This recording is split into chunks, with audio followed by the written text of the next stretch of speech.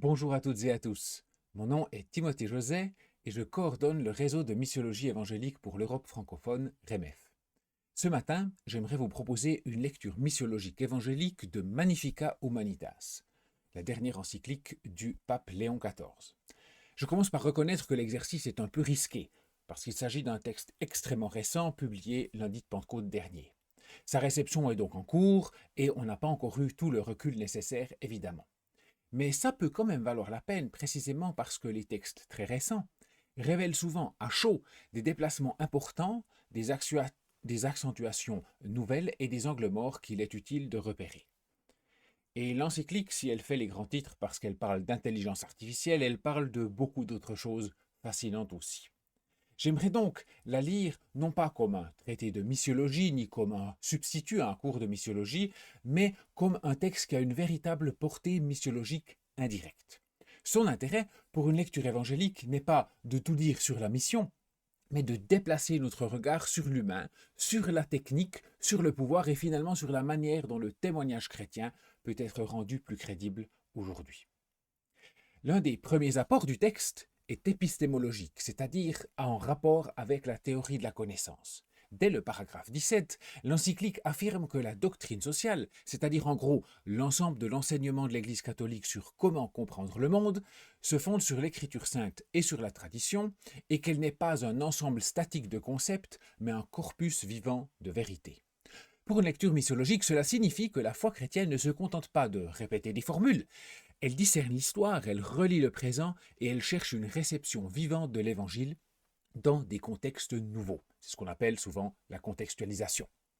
Cela rejoint bien des éléments de la missiologie comme réflexion sur la théorie et la pratique de la mission. La mission, ce n'est pas l'exportation mécanique d'un paquet de réponses déjà prêtes.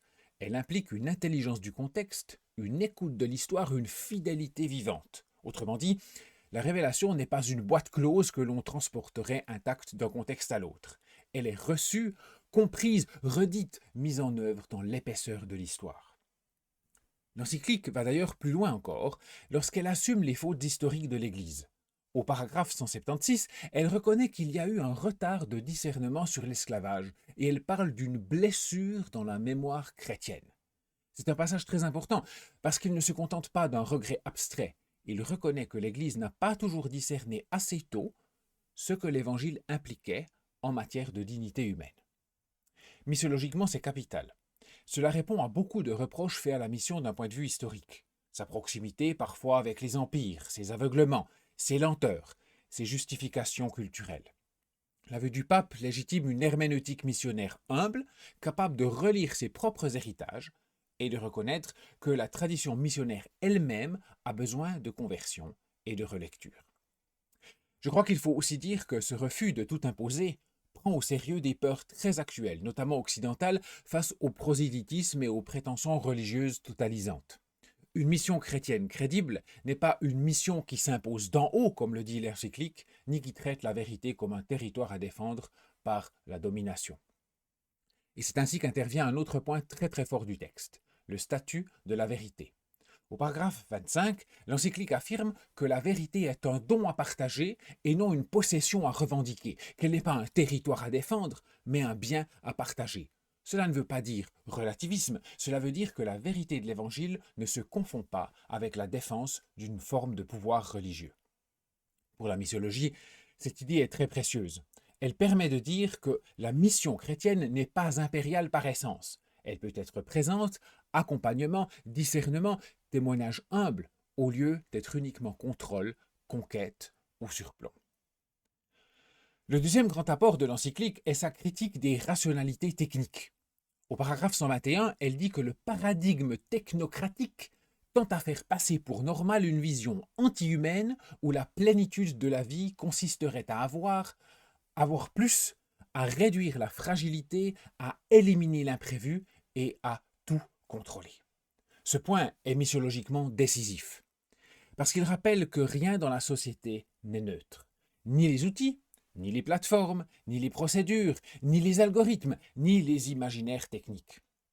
C'est une interpellation importante pour les missiologues occidentaux, car des penseurs non évangéliques perçoivent parfois plus vite que nos églises que les techniques ne sont jamais de simples instruments, mais qu'elle transporte des présupposés, des valeurs, des rapports de pouvoir. Au paragraphe 130, l'encyclique dit d'ailleurs que l'impression d'objectivité produite par ces systèmes, comme l'IA justement, risque de nous faire oublier qu'ils reflètent les paramètres culturels de celles et ceux qui les ont conçus. Voilà une remarque d'une grande portée épistémologique. Elle signifie que la neutralité apparente peut être l'un des masques les plus efficaces du pouvoir. L'un des passages les plus forts, à mes yeux, est aussi dans cette même ligne celui sur le colonialisme numérique. Au paragraphe 134, l'encyclique parle d'une asymétrie épistémique, économique et politique. Et au paragraphe 178, elle affirme que le colonialisme revêt de nos jours un visage inédit, qu'il s'approprie les données. C'est extraordinairement important pour une lecture missiologique. Pendant longtemps, les critiques de la mission ont porté sur l'impérialisme culturel, sur la domination symbolique, sur la confusion entre évangélisation et occidentalisation. Ici, le pape montre qu'il existe aujourd'hui une nouvelle scène coloniale où ce ne sont plus seulement les territoires ou les corps qui sont captés, mais les données, les profils, les habitudes, les comportements. Par ailleurs, il faut rappeler que les régions qui sont non seulement des terrains missionnaires, mais également des zones fortement christianisées et très actives d'ailleurs dans la mission aussi, comme l'Est de la République démocratique du Congo, souffrent particulièrement de l'extraction minière nécessaire au fonctionnement des nouvelles technologies comme l'IA. L'encyclique insiste lourdement sur les enjeux sociopolitiques de ces technologies. Cela oblige la mission évangélique à se poser des questions très concrètes. Qui contrôle ces outils? Qui possède les données? Qui profite des plateformes? Quels récits sont renforcés? Quelles voix sont marginalisées? Autrement dit, la mission ne peut pas être simplement efficace, elle doit aussi être juste. Et sur ce point, l'encyclique aide les évangéliques à voir une dimension que nous avons parfois sous-investie, la critique des médiations techniques, des logiques capitalistes, des concentrations de pouvoir. Et c'est ici qu'un contraste avec la proclamation de Séoul peut devenir intéressante. Dans la présentation de nos des déclarations missiologiques, Séoul aborde la technologie sous l'angle de l'accélération de l'innovation que nous discernons et utilisons.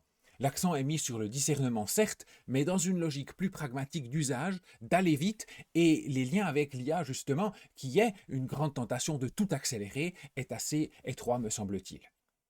Magnificat Humanitas adopte un autre point de départ. Elle ne se demande pas d'abord comment utiliser les outils, mais quel type d'humanité ils produisent, quelles asymétries ils aggravent, quel type de monde ils normalisent.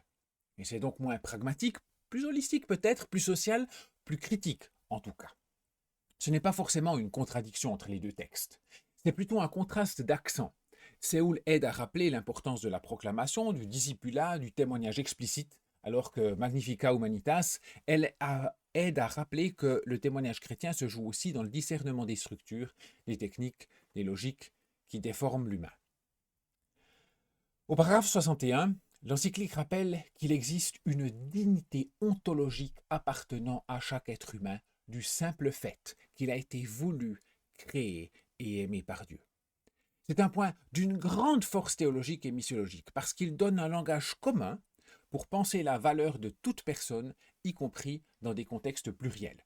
Et par rapport à ces rationalités techniciennes, justement, qui tentent à tout vouloir accélérer et donc à laisser des personnes sur le côté, parce qu'elles n'auraient pas la maîtrise de l'outil technologique, eh bien, ça pose des questions vraiment très importantes. Ça pose des questions aussi sur les éventuelles pondérations d'intérêt, efficacité versus humanité. Et au paragraphe 85 d'ailleurs, l'encyclique applique ce critère à l'IA en demandant si elle contribue réellement à faire grandir les personnes et les peuples, en humanité, en fraternité et en justice. On pourrait presque résumer cela avec prudence comme une fenêtre ouverte vers des préoccupations proches de la mission intégrale. Pas seulement parler du salut, mais se demander concrètement ce qui libère, ce qui protège, ce qui sert la dignité, ce qui soutient la vie commune donnée par le Dieu créateur. Je dis avec prudence parce que l'encyclique n'emploie pas forcément le vocabulaire évangélique classique de la mission intégrale. Mais elle rejoint clairement son intuition. L'évangile a quelque chose à dire aux structures qui écrasent, aux vulnérabilités niées, aux personnes réduites à leur utilité. À partir de cela, on comprend mieux pourquoi le texte aide à critiquer les pseudo-soutériologies technologiques. Le transhumanisme, ou plus largement certaines promesses technocapitalistes, laissent entendre qu'il y aurait un salut par l'augmentation, par l'optimisation, par la maîtrise de la fragilité, par la suppression des limites. On voit que les questions anthropologiques sont très larges. L'encyclique démasque très bien ces faux sauveurs. En revanche, du point de vue évangélique, on peut dire qu'elle n'explicite pas beaucoup la sotériologie chrétienne elle-même. Autrement dit, elle critique avec force les contrefaçons du salut, mais elle dit moins clairement en quoi consiste positivement le salut en Christ, la réconciliation avec Dieu et avec son prochain, la conversion, la grâce, la vie nouvelle. Il y a là une vraie limite, mais aussi une opportunité, précisément parce que le texte démontre les promesses rivales, il nous pousse à redire plus clairement ce que l'Évangile annonce. Un autre point que je trouve très fort est la manière dont l'encyclique suggère que la foi chrétienne peut être instrumentalisée. Elle montre que des logiques religieuses peuvent être captées par des intérêts nationalistes, financiers, civilisationnels peut-être, et que ces dérives décrédibilisent le témoignage chrétien. Missiologiquement, c'est capital. On se pose toujours la question, comment est-ce que l'Évangile peut être une bonne nouvelle dans un contexte donné? Or, quand la foi est enrôlée au service d'un projet nationaliste, d'un imaginaire de puissance, d'un intérêt économique tel que l'encyclique les dénonce assez clairement, eh bien alors, cette mission cesse d'apparaître comme une bonne nouvelle pour toutes et tous et se transforme en marqueur de domination. Là encore, le texte répond à des critiques adressées depuis longtemps à certaines formes de mission. Et ça rejoint particulièrement notamment les préoccupations des jeunes générations et de beaucoup de missiologues du monde majoritaire avec lesquels la missiologie évangélique francophone veut être en dialogue. Ces frères et sœurs nous rappellent souvent que quand la foi sert la puissance, le témoignage se décrédibilise. Cette lucidité a quelque chose de salutaire pour les évangéliques parce qu'elle rappelle que le problème n'est pas seulement le monde extérieur, mais les formes chrétiennes de compromission avec le pouvoir, quelque chose vraiment à quoi il faut prendre attention. Il y a, me semble-t-il, un lien assez clair avec certaines intuitions de la théologie de la libération, avec lesquelles la théologie évangélique a un rapport parfois un petit peu complexe. Mais il ne faut pas tout confondre. L'encyclique insiste sur l'histoire, sur les blessés, sur les structures, sur la responsabilité, sur la nécessité de lire les signes du temps autrement que par le seul prisme doctrinal, parfois perçu comme un peu abstrait. Pour la missiologie, ça signifie que l'annonce chrétienne ne peut pas ignorer les médiations historiques de la justice. L'Évangile ne flotte pas au-dessus de l'histoire. Il y entre, il la juge, il la traverse. Il appelle parfois à des formes de résistance. Et c'est ici que le prologue de l'encyclique prend toute sa force. Ne craignons pas de nous salir les mains sur le chantier de notre époque. C'est une très belle formule missiologique. Elle appelle à une mission qui n'a pas peur de la complexité, ni du conflit, ni de la nécessité d'une application concrète. Il faut dire aussi un mot sur la réception médiatique de l'encyclique parce qu'elle est assez révélatrice. Pour l'instant, beaucoup de commentaires publics sur Magnificat Humanitas se concentrent surtout sur l'IA militaire, la nécessité de désarmer l'IA, sur des dangers techniques immédiats. Ce n'est pas faux, ce sont des éléments très importants de l'encyclique, mais c'est un peu réducteur.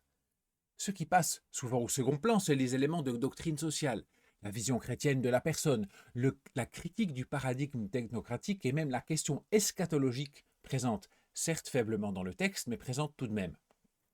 Autrement dit, le document est souvent reçu comme un texte sur les risques de l'IA, alors qu'il est aussi un texte sur l'humain, sur la société, sur le lien au créateur, sur le bien commun, sur la manière de témoigner dans un monde déformé par certaines puissances. En d'autres termes, il parle d'une autre réalité, d'une autre rationalité, de la place du Dieu créateur, maître souverain de l'histoire, des catégories pour lesquelles les médias n'ont pas forcément exactement une grande réceptivité.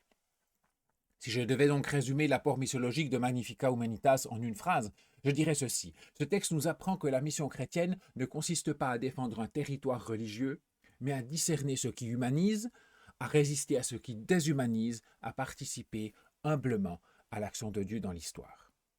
Et il se trouve que cela rejoint très bien la perspective missiologique de la Missio Dei. Dieu agit déjà dans le monde, et l'Église est appelée à participer à cette action plutôt qu'à se prendre pour l'origine unique de tout mouvement de salut, de justice ou de vérité.